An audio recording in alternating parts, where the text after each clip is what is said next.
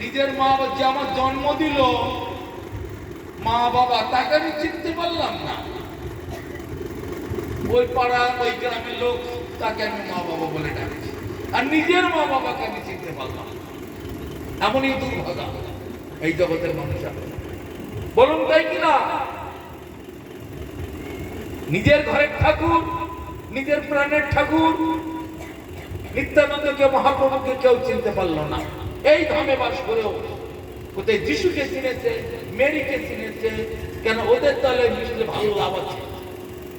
গরু খেতে পারবো, শুয়োর খেতে পারবো, কুকুর খেতে পারবো, আহা কি মজা। তারপরে আমাদের 10 লাখ করে টাকা দেবে, 2 তলা করে বাড়ি করে দেবে, আমাদের হসপিটাল করে দেবে, আমাদের ছেলেপিলে পড়ার খরচ লাগবে না। কত লাভ! আর এই নেতায়ের দলে, গৌরের দলে মিশে কি হবে? এই হরে কৃষ্ণ করো আর বিক্রি করে খাও। ওর থেকে ওই দলই ভালো। তাহলে আমরা পরমার্থের কথা কেউ ভাবলাম না, আত্মকল্যাণের কথা কেউ চিন্তা করতে পারলাম না। ওই জড় সুখ, জড় শান্তি, জড় ভোগ বিলাস কোথায় আছে, এইগুলোই ভালো ছিল। তার মানে যে ঘাটের নৌকো সেই ঘাটেই পড়ে থাকবে, ওপারে আর যাওয়া হলো না। ওই পারে যদি যেতে হয়, এই পারের খোঁটাগুলোকে আগে তুলতে হবে, দড়ির বাঁধগুলো খুলতে হবে, তবে ওই পারে যেতে হবে। তা ওই পারে আমি আর যেতে পারলাম না। কেন? আমি এপারে খোঁটা তুলতে পারছি না। কাম, ক্রোধ, লোভ, মদ, মোহ, মাৎসর্য, এইসবের বড় বড় খোঁটা দড়ি দিয়ে বাঁধা রয়েছে। ওটা কামের অন্তর্গত, ওই সকল সম্প্রদায়, লোভের অন্তর্গত, ভোগের অন্তর্গত।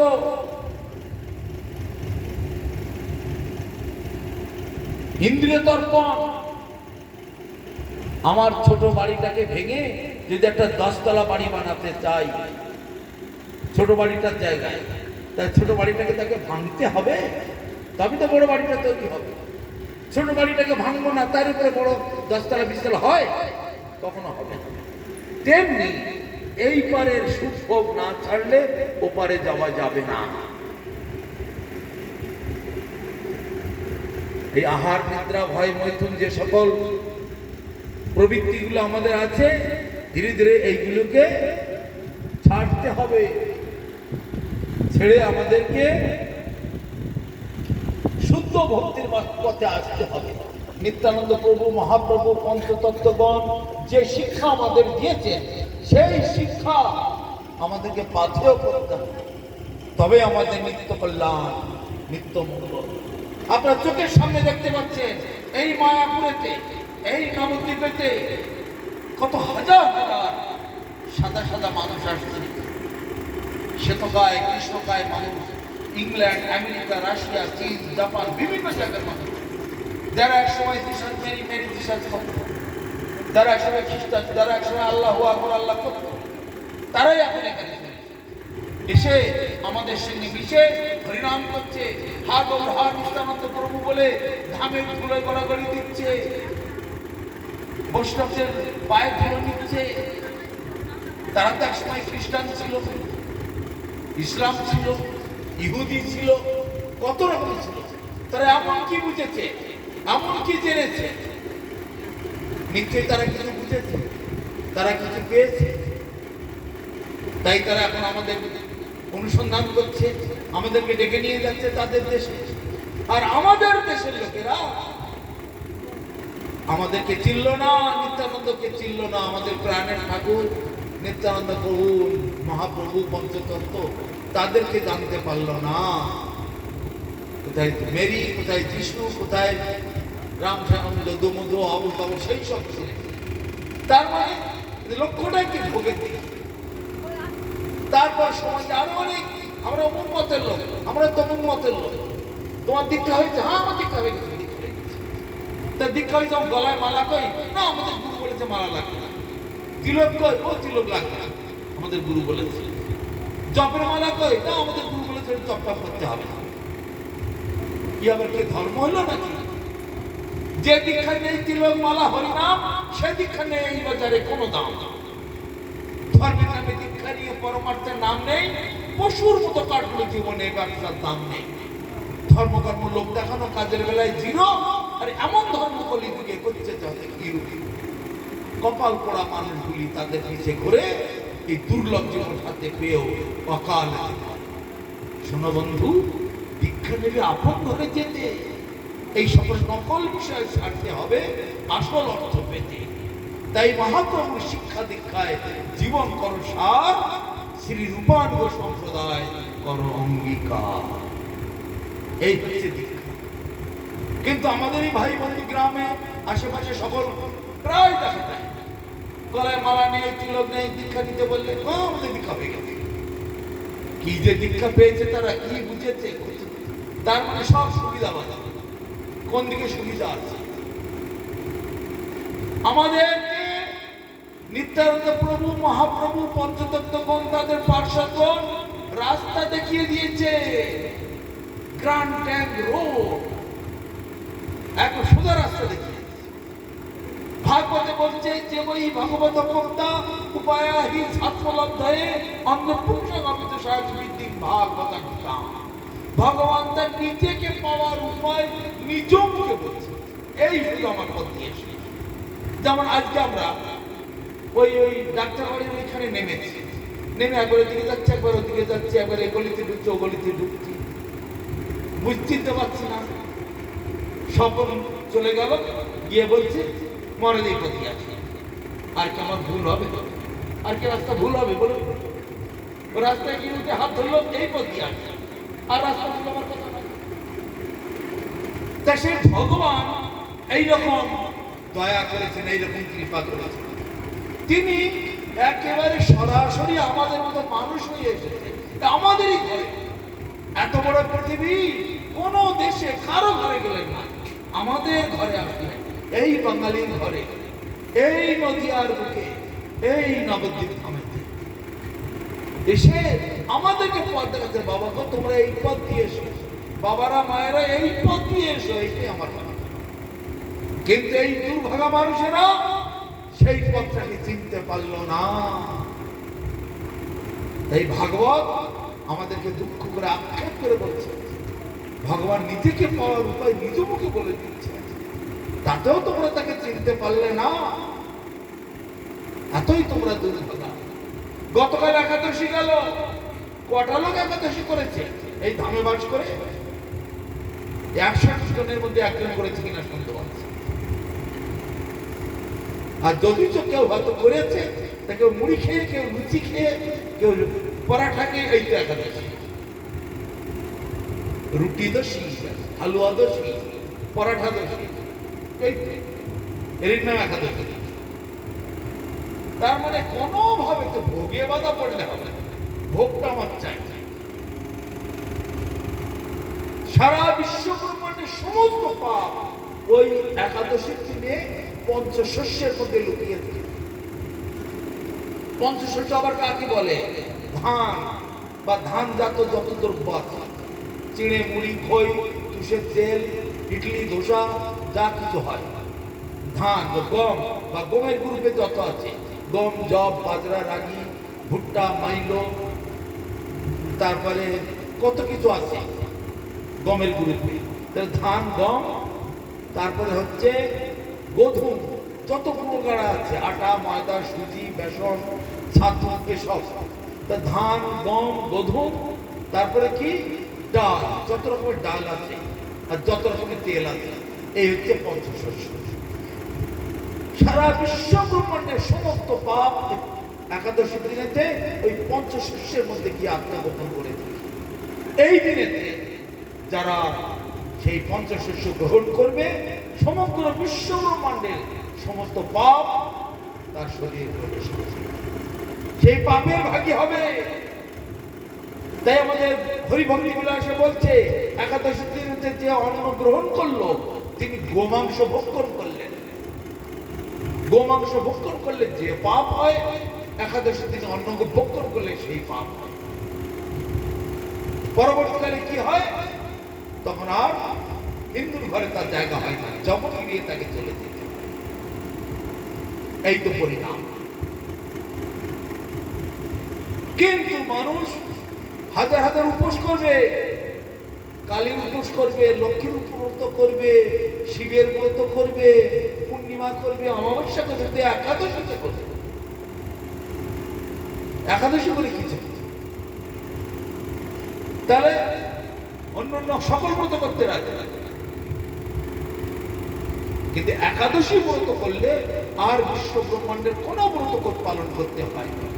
একাদশী ব্রতের মধ্যে সমস্ত ব্রত প্রবেশ করে আছে। কিন্তু দুর্ভাগা মানুষগণ সেই একাদশী ব্রতটাকে কোনো গুরুত্ব দিতে পারে না।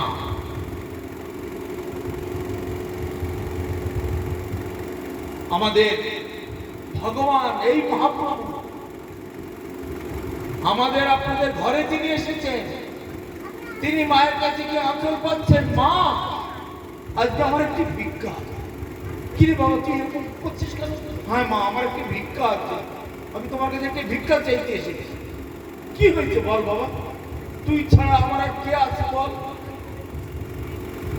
আমার সব গেছে, শুধু একা তুই আছে। তোর মুখের দিকে তাকিয়ে আমি বেঁচে আছি। তুই আমার নয়নের মণি, তুই আমার জীবনের জীবন। তো এরকম ভাবে কেন বলছিস? ভিক্ষা চাইছি? হ্যাঁ মা, আমি তোমার কাছে ভিক্ষা চাইছি। কি ভিক্ষা বল? বল বাবা বল। আমি আমার জীবনটা তোর জন্য আমি দিতে রাখি না মা, জীবন দিতে পারি। তুমি শুধু মা একাদশীটা পালন করো, একাদশীতে অন্ন গ্রহণ করো, এটাই আমার ভিক্ষা, এটাই আমার ভিক্ষা। মা সত্যি মাতা বললে, এতে আর অসুবিধা কি আছে? এইটুখানি তুমি তুই এরকম ভাবে কেন বলছিস? আমি তোর জন্য জীবনটাই শেষ করে যেতে চাইছি। আমার সর্বস্ব তোরই, তুই তো আমার সব। দেখুন, মাকে দিয়ে ভগবান শিক্ষা দিচ্ছে একাদশী পালন। একাদশীতে অন্ন গ্রহণ করলে ভগবান তার হাতে জল গ্রহণ করেন, কেননা গোমাংস ভক্ষণ করার তুল্য হয় একাদশীতে অন্ন গ্রহণ করে, এবং মহাপাপের ভারে বেশি। বৈষ্ণবদের একটাই ব্রত, সেটা হলো একাদশী ব্রত। ভগবান হচ্ছে একজন, তিনি হচ্ছেন কৃষ্ণ। কৃষ্ণই গৌরাঙ্গ, যুগে যুগে অবতীর্ণ হয়। বৈষ্ণবারাম যত সম্ভব, বৈষ্ণবদের মধ্যে শ্রেষ্ঠ বৈষ্ণব বলেন ভগবান শিব শম্ভু। আর নিম্নগানাং যথা গঙ্গা, বৈষ্ণবানাং যথা শম্ভু, পুরাণানাং ভাগবত তথা। আর পুরাণের মধ্যে ভাগবত, মন্ত্রের মধ্যে একমাত্র শ্রেষ্ঠ মন্ত্র হচ্ছে মহামন্ত্র। ব্রতের মধ্যে শ্রেষ্ঠ ব্রত হলো একাদশী ব্রত। আর সর্বশ্রেষ্ঠ পুণ্য বা ভাগ্যবান, ওই মুক্তিদাতা বা পুণ্যদাতা হচ্ছেন, যার নিচে দিয়ে জমি দিয়ে বয়ে যাচ্ছে, তিনি হচ্ছেন গঙ্গা। আর ভাগবত তত্ত্ব যেখানে লিপিবদ্ধ আছে, তিনি হচ্ছেন ভাগবত। তাহলে গ্রন্থের মধ্যে ভাগবত শ্রেষ্ঠ, তীর্থক্ষেত্রের মধ্যে গঙ্গা শ্রেষ্ঠ, বৈষ্ণবের মধ্যে শিব শ্রেষ্ঠ, পুরাণানাং ভাগবত, পুরাণের মধ্যে ভাগবত, মন্ত্রের মধ্যে হরিনাম শ্রেষ্ঠ, ব্রতের মধ্যে একাদশী শ্রেষ্ঠ। সেই জন্য বৈষ্ণবরা একাদশী ব্রতটা করলেই সব ব্রত করার ফল। তো আমরা সেই নবদ্বীপ ধামেতেই বাস করছি। আপনারাও সবাই নবদ্বীপ ধামবাসী। কত জন্মের পুণ্যের ফলেতে, ভাগ্যের ফলেতে এই ধামে বাস। কিন্তু সেই ধামে বাস করেও সেই ভগবানকে আমরা চিনতে পারলাম না, জানতে পারলাম না। ধামেশ্বর মহাদেব, গুরুরাজ, গুরু শিবতলা, তাকে চিনলাম না। ধামের অধিষ্ঠাত্রী দেবী যোগমায়া, যোগপীঠ, তাকে চিনলাম না। প্রৌঢ়মায়া, মহামায়া যেখানে অবস্থান করছেন, যার কারাগারে আমরা বাস করছি, তাকেও ভালো করে জানলাম না। সাধুগণ দূর দূরান্ত থেকে এসে এখানে ধুলোয় গড়াগড়ি দিচ্ছে, হা গৌর, হা নিত্যানন্দ গুরু বলছেন, তাদেরকে ভালো করে জানলাম না, বুঝলাম না। আমরা আমাদের ছেলে মেয়ে ঘর সংসার খাই খেয়ে নিয়ে পরবর্তীকালে কোথায় গতি হবে, কোথায় আমাদের যেতে হবে একটু কি চিন্তার কিছু আছে? একটু কি কেউ চিন্তা করে? তাহলে ভাবো কত বড় দুর্ভাগ্যের বিষয়।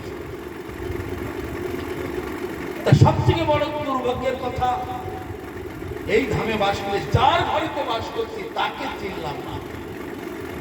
নিত্যানন্দ প্রভু মহাপ্রভু তাদেরকে না চিনে ওই কোথায় পিটার, কোথায় অবন, কোথায় মেরি, এইসব চিনে বসে আছে। আর যার ঘরে বাস করছে তাকে চিনতে। তা যাই হোক, আপনাদের ভাগ্য আপনাদের কাছে। তাই ভগবান নিজে পথ দেখাচ্ছে।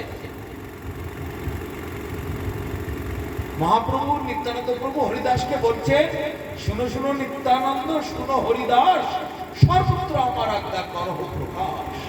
প্রতি ঘরে ঘরে গিয়া করো এই ভিক্ষা, ভজ কৃষ্ণ, জপ কৃষ্ণ, কর কৃষ্ণ শিক্ষা। ইহা বলে আর কিছু বলিবা না বলাইবা, আর দিন অবসানে আসি আমাদের। নিত্যানন্দকে আর হরিদাসকে দিয়ে বলছে, হরে কৃষ্ণ মহামন্ত্র প্রচার করো। গলবস্ত্রে কীটাঞ্জলি, গলায় কাপড় দিয়ে হাত জোর করে পায়ে ধরে বলে, মা গো বাবা গো, তোমাদের পায়ে পড়ি, তোমরা হরিনাম। স্বয়ং ভগবান এ কথা বলছে, তবু আমাদের চেতনা হচ্ছে না। এমন জন্ম জন্মান্তরের অপরাধী আমরা। গীতাতে ভগবান বলছেন, তেষাং তত্ত্বগতং পাপং জনানাং পূর্বকর্মণাং তে দ্বন্দ্বমোহনের বিমুক্ত ভজন্ত মাং গুণপ্রদান।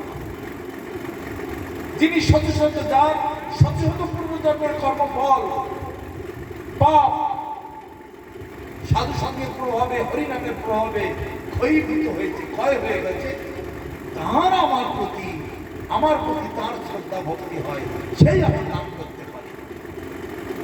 অন্য সকলের মুখে আমার এই নাম উচ্চারিত হবে না, আমার সেবা, আমার সেবন পূজন করতে পারবে না। কিন্তু পূর্বজন্মের কর্মফল যার শেষ হয়ে গেছে, সেই একমাত্র আমার ভজন পূজন করতে পারে। তাহলে বুঝুন, সাধু সঙ্গ যে যেখানে যে অবস্থায় থাকুক না কেন, এই সাধু সঙ্গ করার একমাত্র দরকার। হরিনাম যেখানে হবে, বগলে হাত দিয়ে চুপ করে দাঁড়িয়ে থাকে, লোকে হরিনাম করে। ওরা তো ভাড়াটিয়া লোক, ওরা টাকা নিয়ে হরিনাম করছে, আর আমার মুখে হরিনাম করতে কষ্ট হচ্ছে। আন কথা, পরনিন্দা, পরচর্চা, নানা রকমের, এখন মোবাইল হয়েছে, নানা রকমের মানে দুনিয়াদারি সব তার মধ্যে আমরা দেখছি। কিন্তু ভগবানের নাম করার টাইম থাকে। আর সৎগুরু চরণাশ্রয় করার কথা বললে বাস, তাতেও তাদের রুচি নাই। তাই সেই মহাপ্রভু নিত্যানন্দ প্রভু কত বড় কৃপা করে এখানে এসেছে। কলিযুগের দুঃখ দেখি নন্দসুত হরি জগতে ফিরে গুরু রূপ ধরে তিনি এসেছে। আপনি আচরি ধর্ম জীবের শিখায়, আপনি না আচরিয়ে শিখানো না যায়। সেদিন ভগবান নিজে ভক্ত হয়ে এসেছে, নিজে আবার দীক্ষা নিয়েছে, নিজে আবার সন্ন্যাস নিয়েছে, নিজে সাধুর মতো বের ধরে জগতে শিক্ষা দিচ্ছে, না হরিনাম করাচ্ছে স্বয়ং। বাবা যদি বিড়ি খায়, ছেলেকে বলে বিড়ি খেতে নাই, সে ছেলে বুঝে শুনবে? বাবা যদি বিড়ি টানছে আর ছেলেকে বলছে বিড়ি খেতে নাই, সেই ছেলে কোনদিন বাবার কথা শুনতে পারে, মানতে পারে? তাই নিজেকে, বাবাকে আগে বিড়ি ত্যাগ করতে। তদ্রূপ মা বাবা যদি সৎভাবে চলে, সৎ আচরণ করে, তখন সন্তানেরা সেই আচরণ করতে প্রস্তুত। তাই ভগবান নিজে আগে আচরণ করলেন, নিজেই নিজের সেবা করছেন, নিজেই নাম করছেন, সকলকে পথ দেখাচ্ছেন। তাহলে সেই মহাপ্রভু তিনি নিত্যানন্দকে, হরিদাসকে আর সকলকে হরিনাম করতে শেখাচ্ছেন। আর নিত্যানন্দ এখানে কি শুরু করে দিলেন? ভজ গৌরাঙ্গ, জপ গৌরাঙ্গ, লহ গৌরাঙ্গের নাম নে, যে জন গৌরাঙ্গ ভজে সে হয় আমার প্রাণ। তার মানে মহাপ্রভু শেখাচ্ছেন হরিনাম করতে, আর নিত্যানন্দ শেখাচ্ছেন গৌরাঙ্গের নাম করতে। তার মানে হরে কৃষ্ণ কৃষ্ণ কৃষ্ণ হরে হরে, হরে রাম রাম রাম হরে হরে। এটা মহাপ্রভু শেখাচ্ছেন। আর নিত্যানন্দ বলছেন ভজ গৌরাঙ্গ। তার মানে গৌরাঙ্গ আবার কে? রাধা কৃষ্ণ।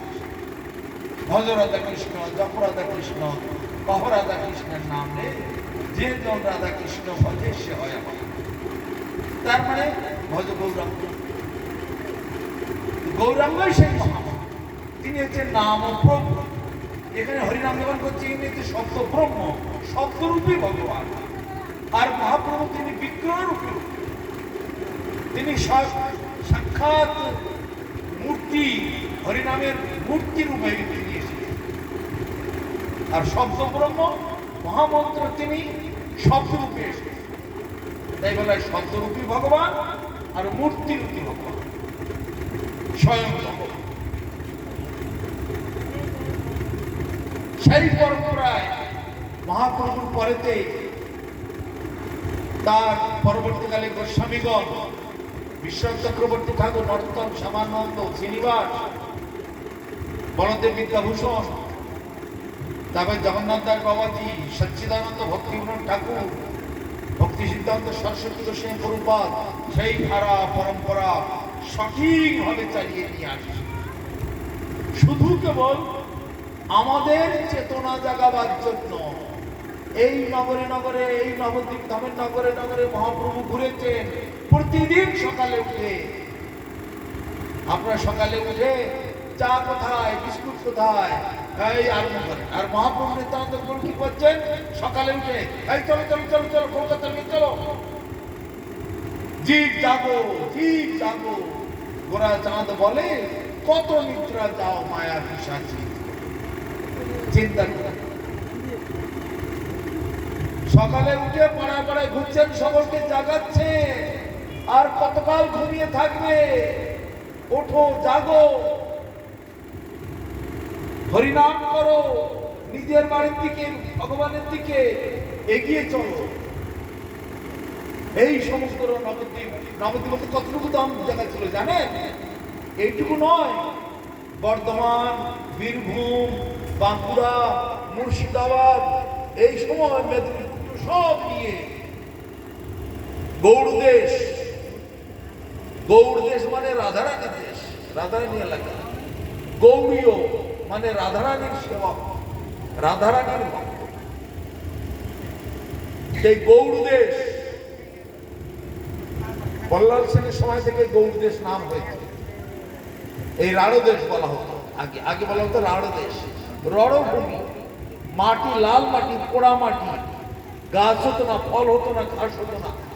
যখন থেকে নিত্যানন্দ মহাপ্রভু আবির্ভূত হলেন, ধীরে ধীরে ইন্দ্রদেব, বরুণদেব, পবনদেব, অগ্নিদেব সবাই এসে এখানে আলো, বাতাস, জল সব এখানে পরিবেশন করতে লাগলো। ধীরে ধীরে সুজলা, সুফলা, শস্য সুফলা এরকম এখন ঝকঝক করছে এই নবদ্বীপ। তাই এই বর্ধমানটা নিয়ে সবটাই, কাটোয়া থেকে শুরু করে এবার গঙ্গার নিয়ে যতদূর আছে সবটাই গৌড়দেশ, নবদ্বীপ ধাম। তা প্রতিটা গ্রামে গঞ্জে গিয়ে গিয়ে মহাপ্রভু নিত্যানন্দ প্রভু পঞ্চতত্ত্বগণ হরিনাম দিয়েছে, আমাদের সকলকে জাগিয়েছে। পরবর্তীকালে ভক্তি সিদ্ধান্ত সরস্বতী ঠাকুর, তত্ত্ববেদ ভক্তিবিনোদ ঠাকুর আমাদের কি দিয়েছে? সাক্ষাৎ হরিতেন সমস্ত শাস্ত্রই রুক্তস্ততা ভাবিত অবসাদেবী, কিন্তু প্রভর্ত প্রিয় এবতুষ্য বন্দে গুরু শ্রী চরণার। সাক্ষাৎ হরি, তিনি এখানে গুরু রূপে এসেছে, এই শিক্ষা তারা দিয়েছে।